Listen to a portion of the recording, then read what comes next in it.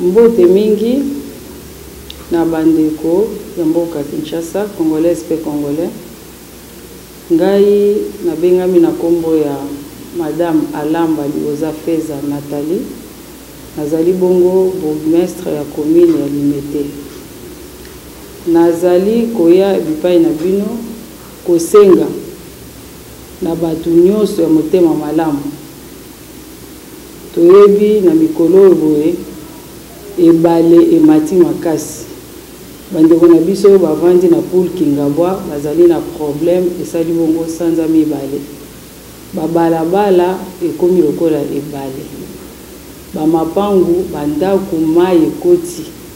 Bandeko na biso na baza kovanda na kati ya pasi. Lobi ezalaki bongo 3e fois nanga kokende. Bomona na bilili ndenge nakotaki na bwato na Fondation Malua na vice-présidente ya CDH na Fondation Bitulix.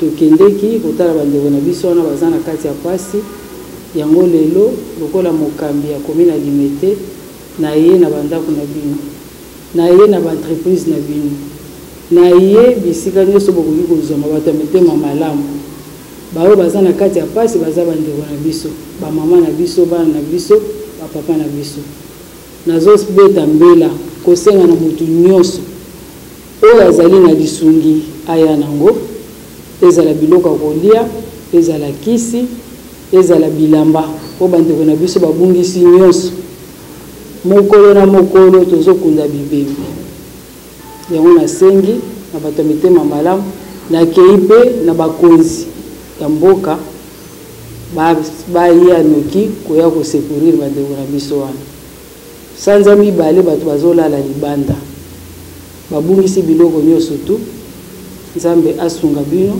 boya kosunga bato wana lisungi yango ntango mosusu bokomituna bokoki kokomisa yango wapi toza na Fondation Malua ezali sur l'avenue Saint-Christophe 1429 pembeni ya Hôtel de la Funa.